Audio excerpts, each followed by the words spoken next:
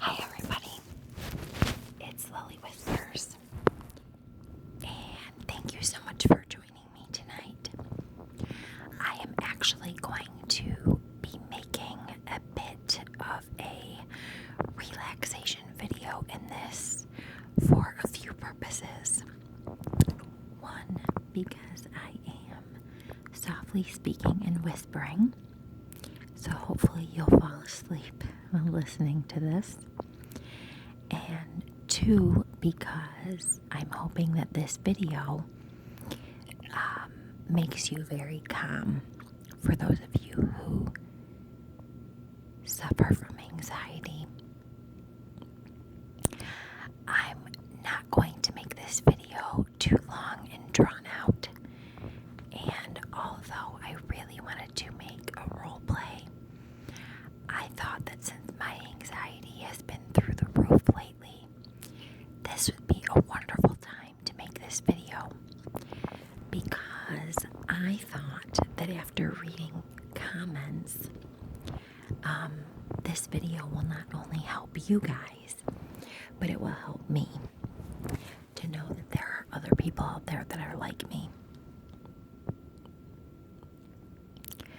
So basically, I really wanted to save this video for my vlog channel, which I'm hoping to get up and running soon. But for some reason, I'm having a hard time creating a second YouTube channel, since I do everything from my phone. So I thought this would be good for relaxation and just to help you in general. So I'm going to get started right away. And we're going to talk about anxiety. And I'm not a doctor. I'm far from it. But we're going to talk a little bit about what I experience with anxiety, and a little bit about my life and background and where I think it somewhat started. And you guys are hopefully going to comment and let me know that you feel better, to know that you're not alone. And maybe you guys feel the same way I do, so you'll let me know that I'm not alone. Okay, so I am 33 years old. For most of you who have been following my channel when I started it in 2011, you know that I've been in the community for quite some time. And you know, if you follow me, that I suffer from generalized anxiety disorder. I don't have social anxiety whatsoever. I suffer from generalized anxiety and severe hypochondria. So just to give you a little bit of background on who I am, I come from a wonderful family. Great parents, great husband, great group of friends. When I was little, basically the story, for those of you who don't know, is my parents, my mom and my biological father, were married and together for a very long time. And my real father was very old school Italian. So I think my mother, he was a wonderful person, but I think he just felt, my mother, I think she just felt very kind of trapped with my dad, so to speak.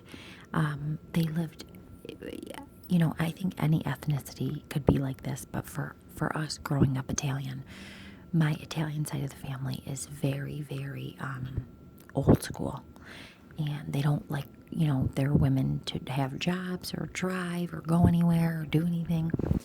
So basically, long story short, my mother divorced my father when I was 5. And I'm Canadian, for those of you who are wondering. And my mother met a wonderful American man, and we moved over to the States from Canada. And they got married, and 1 month before their 1-year wedding anniversary, my stepfather was tragically killed in a motorcycle accident, and I was about 9 or 10 years old, so it was very traumatic for me. especially to see how distraught my mom was because they were very much in love and he was a wonderful man. So my mother decided to stay in the States and live here because she had already uprooted me at such a young age, and she figured I had just lost my stepfather, so let's just stay. So we stayed in the States. And my whole entire life up until this point, I had always been very close with my mother. I think it's because my mother was very lonely in her marriage to my biological father, and I picked up on that. So I just was, excuse my language, but I was basically like up my mother's ass all the time. And I know that my attachment to her started very young, like before she and my dad even got a divorce. But going into my anxiety and my OCD, it got really bad after my stepfather passed away because he was taken from us suddenly, and that's a scary thing for a kid. So the year after he died in the summer, and that was the summer I was going into 4th grade, and I can remember doing very strange things that most normal kids didn't do. Like I developed this habit where every day before school, I would make a to-do list of questions I had to ask my mom before I went to school. And some of the questions were, are you going to be here when I get home from school? Am I going to die? Are you going to die? Am I going to throw up while I'm at school? Because I still to this day, I have a horrible fear of throwing up, like a phobia of it. And I think a lot of the reason why I asked those questions and why I developed these phobias, like throwing up, for example, is because it's a loss of control. And being a Scorpio, I love to be in control. And life doesn't work that way. So I think I developed a bit of an OCD with having control over everything. So my mom, obviously being a child, she took me to a lot of therapists. And a lot of the therapists told my mother, Victoria is very normal. She's very intelligent. She's very smart. She doesn't have like a mental disorder. She's got anxiety with some OCD. And a lot of the therapists told my mother, we think it's from all the experiences she endured very young. So, that being said, 2 years later, after my stepfather died, this is really crazy, guys, because I haven't talked about this stuff in ages. 2 years later, after my stepfather died, my mother met my stepfather now, who is my dad. I mean, he's the only dad I've known since I was like 11 years old. He walked me down the aisle at my wedding. He is my father. Throughout the years, while my mom and my dad now, whenever you hear me say dad, I'm talking about my stepfather, my dad now, but I call him dad and he's my dad. So throughout all the years of my mom and dad being married, they've been together like 25 years now. I didn't really see my biological father a lot. We really weren't that close. And my biological father passed away when I was 21. I was sad about it to a degree, but I wasn't distraught over it because my biological father and I really weren't that close. So I don't really think that had as much effect on me as my first stepfather being killed in the motorcycle accident. I think that was more traumatic at 10 than when I was 21 and my real father died, if that makes sense. So my mother and my stepfather, who's my dad, my real father, the only dad I've ever known, they've been together 25 years, and he has a son, my stepbrother, and my stepbrother is also an only child. And my stepbrother has a daughter, Nadia, who's my 14-year-old beautiful niece. And it's kind of cool because my stepbrother and I were both only children. So we are each other's only siblings. So it's kind of a cool family dynamic. Well, anyways, as I grew up and as I got older, I always kind of dealt with these little neuroses and these little OCD things. I've always been highly, highly organized, very, very organized. I love to be in control. I love to be like the social butterfly. I love to organize parties and planning my wedding. So I think that's kind of always been with me without the OCD. But being really organized and in control has made my OCD a lot worse. Like, I love my house neat and clean. And all this kind of goes hand in hand with when I used to ask my mother these questions when I was younger. So, anyways, as I got older, I mean, my life was pretty normal. I endured a lot, more than most kids. Like, I lost two fathers.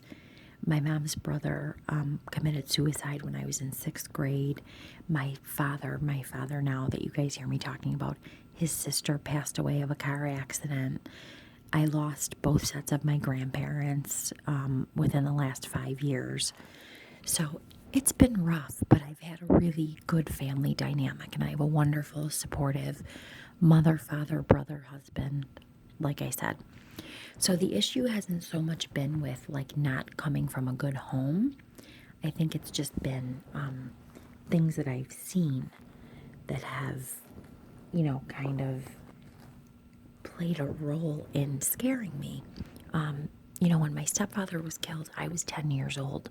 So to have a father figure here one day and gone the next, maybe all of this, like me talking about all this, what I'm sharing with you guys, maybe that's the root of my anxiety. I don't know. Well, anyways, getting to my anxiety, just so you guys had a bit of a backstory. When I was 19 years old, I was at the mall with my girlfriend, and I will never forget this. And I'm 33 now, so we're going back like over 10 years. When I was 19 years old, I was at the mall, and I was having a grand old time, and we were doing what teenage girls do. And my girlfriend was getting her hair cut. She was actually my best friend at the time. She was my best friend for like 18 years of my life. Anyways, she was at the mall getting her hair cut, and I will never forget, out of nowhere, I got a panic attack. Racing heart, sweaty palms. My eyes were completely dilated. I was white as a ghost. I will never forget it. I got in my car, and I ended up leaving my girlfriend at the mall. I went home. My parents weren't home. When they came home, I was in the bathroom, breathing into a brown paper bag, begging my mother to take me to the hospital because I was having a heart attack. Now, for those of you who have experienced a panic attack, you remember a lot of them, but the first one that starts the chain reaction of it all, is the one you remember the most, because that's the first one that kind of snowballs it and sets the tone of your panic attacks. Well, I calmed down. I went to bed. The next day or two, my mom took me to the doctor. They did a full EKG. They ran neurology tests, blood test, heart test, everything. I was diagnosed with anxiety. And through all my 20s, I suffered with horrific panic attacks all the time. I was on medication for a little while. I was on Zoloft and I think Lexapro. And then one day in my mid-20s, I decided I was going to be a tough girl and I was just going to stop taking my meds. And since I never really suffered with depression, knock on wood, or any other mental illness, just anxiety, I'm very proud to say that I have been over like 9-10 years medication free. And I'm very, very proud of that, because that was a choice that I made. And I'm not encouraging that any of you get off medication for anxiety if you have it. But I dove headfirst into educating myself. I went to the library and got like every book I could on anxiety and how to cope with it. I started taking yoga and doing breathing exercises. I took all natural supplements like magnesium which magnesium, they say, is a big deficiency with people who suffer with anxiety. I started taking vitamins. I tried exercising. I would take like at least one walk a day. So I was really into like self-help, because I've never really been a drinker. I've never even smoked a cigarette. So drugs for me was not something that I really indulged in. I was more of like, let me find out what I can take that's all natural that can help. I went to Vitamin Shop and I got like this thing called L-theanine and GABA, which is something they say the brain lacks when you have an anxiety disorder, and it really, really helped. I mean, it didn't cure me, and I don't think anybody is ever really cured from anxiety. I think it's something that you have good days, good months, bad months. I think that it's more of the acceptance of it that makes it a little better. You know what I mean? I like to use the analogy like, pretend that you're handcuffed. And if you're handcuffed and you're wiggling your wrist around like crazy and you're shaking them and flailing them all about, those handcuffs are going to leave marks on your wrist and they're going to hurt really bad. If you keep your handcuffs on, your hypothetical handcuffs, and you just kind of rest your arms very gently and you breathe in and out and you get yourself in a state of calm and relax, you're going to start to feel like those handcuffs aren't even on your wrist anymore because you're not fighting against it. So that's kind of like the way that I like to look at anxiety. And what I have learned with any type of anxiety, whether it's social, generalized, phobia, agoraphobia, the more that you fear something, the more that it comes. And that's the pisser about fear, is when you fear something, it's going to come to you more. But I get it. It's easier said than done. I mean, you guys are talking to a veteran here who suffered her most of adult life with anxiety. So anyways, that, like I said, all of this, if I'm jumping around, I apologize. It's just kind of a backstory to let you know what I go through. So fast forwarding now to my current state, I have come a very, very long way. Very long way. It's a journey. It's a work in progress. I accept that. But for those of you who have also followed my pregnancy journey and my miscarriage, this is why I think I'm scared to like be a mom or be pregnant, because no pregnant mom wants to feel that way when they're pregnant. But I think worry comes with the territory being a parent. Anyways, what I suffer with now, and this is kind of where I think you guys might be able to help me, or you might be able to relate and make me feel like I'm not going crazy. A common fear of people with anxiety are these two big things. What I've read and what I've heard is that one of the number one fears people who suffer from anxiety fear is that they will go crazy, lose their mind, and maybe graduate to another mental illness like schizophrenia. I think depression is easy to get from being anxious, but I have talked to many therapists, and hallelujah for therapists. I love therapists. Something my one therapist who actually retired, she was fantastic. And a really cool thing that she told me is that it is impossible to lose your mind or go crazy or graduate from anxiety to a severe mental illness just from having anxiety. She said that's the funny thing about thoughts, is that you feel that way, but it really is impossible. So that kind of gives me a little hope and makes me feel better. But that's the first fear, is that you worry that you're going to go insane. I think another fear is that people are afraid, like, what if I hurt myself? What if I hurt somebody else? And I like to think that other than kind of being like, I guess I'm kind of kooky and crazy, like all in good fun, But I think that's what I fear, having anxiety. I feel like sometimes, oh my God, what if I I don't know, go drive my car into a mall? Or what if I decide to, like, I don't know, what if I want to hurt somebody else? Even though I would never do those things, it's almost kind of like scary to talk about when you have anxiety, because you're almost afraid if you talk about them, other people are going to look at you like, what are you, freaking crazy? Why would you think that? And that's a very rational fear to have when you have anxiety.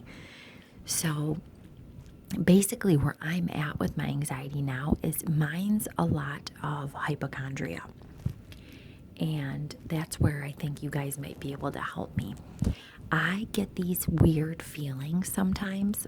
Like, I was at a family function earlier, actually, and I was sitting out on the patio, having a bottle of water, eating like hors d'oeuvres and stuff. It was my cousin-in-law's bridal shower tonight. Anyways, and I was sitting there and I was like, oh my God, I have that feeling again. So I text my best friend, and he's actually a guy, but he's one of my best friends. His name's Mike, and I text him and I'm like, Mike, I really think I need to go to the ER. And he texts back and he goes, why, Vicky? Why do you need to go now? I'm like, I'm telling you, I'm going to have a seizure. I'm going to have an aneurysm. I feel it in my body. Something is off. And he texts back and he's like, you need to reject these negative thoughts. He's like, I've known you your whole life. And he said, here's the thing with you. He said, you spent a good chunk of your early 20s suffering from panic attacks every day. And I quickly text back and I said, yeah, but that's the thing. I get these really strange sensations and feelings when I'm not even panicking sometimes. That must mean that if I'm not going crazy, something is wrong with me. I'm telling you. I was like, I'm scared to be home alone. I'm scared to drive in my car by myself. What if I spontaneously combust and I have a neurology problem or a heart problem I don't know about, and I'm spewing all these crazy things out via text while I'm at this bridal shower earlier. And thankfully he talked me off the ledge and he said, knock on wood, how many times do you text me a week that this time it's the worst time and this time you're gonna die, and you live another day and you're fine? And I'm like, yeah, but I don't care. This time is the worst. I mean it this time. I'm either going crazy or something's gonna happen to me. My brain's gonna explode and my heart's gonna explode. And I think what's scary for me is that every time feels like the worst time. Every time feels like it gets worse. And I actually was telling my husband I want to start seeing a therapist again, because it really helps to talk. Even venting to you guys, I'm starting to feel like kind of normal, hoping that some of you comment that you feel this way too. But I'm like a freaking lunatic. It's crazy that I'm such a hypochondriac. I literally, I could have a little eye twitch in my eye. Sometimes if I put my mascara on the wrong way, my eye will twitch and I immediately think I have Lou Gehrig's disease, ALS. I'm like, that's it. It's over. I'm twitching. I have ALS. That's it. And it's kind of funny to my family and friends, because they'll be like, oh, what's Vicky dying of this week? But it's really scary, guys. You know what I mean? I'm really opening up and letting you know it's actually very scary what I go through, because I have put off grocery shopping for 2 days because I'm terrified that if I have a little bit of a dizzy spell, I'm going to have a brain aneurysm and die. It's really scary. And I guess this video is kind of just me kicking off maybe an anxiety series I could do in my vlog channel as soon as I start it. And again, I apologize if I kind of jumped all around, but I just wanted to kind of lay it all on the table for you guys who also suffer from it, and hopefully give you a little bit of reassurance and relaxation with my voice that you're all normal and you're all sane, and I promise none of you are going crazy. I promise. If I'm still here, guys, I'm a veteran. and I'm still here, and I'm still somewhat normal, I guess. But yeah, that's kind of like what I suffer with. It's not every day, but it's a lot. And I mean, I've probably had every test done under the sun, and the doctors are like, you're fine.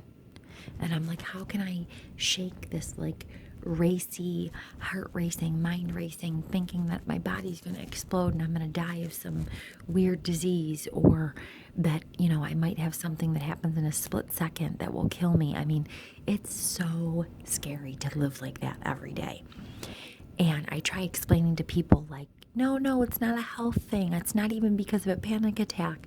I just feel off. I feel strange. I feel like something's off. And I guess that's why I made this video, to kind of vent and share all this very personal information with you, with the hopes that not only do I help make you guys feel better, because maybe some of you are listening going, oh my God, I feel like that. You're not alone. Like, I get it. I feel like how you do. Or maybe some of you are listening going, I've been there. I know how you feel, and I promise you're fine. So please feel free to leave comments below.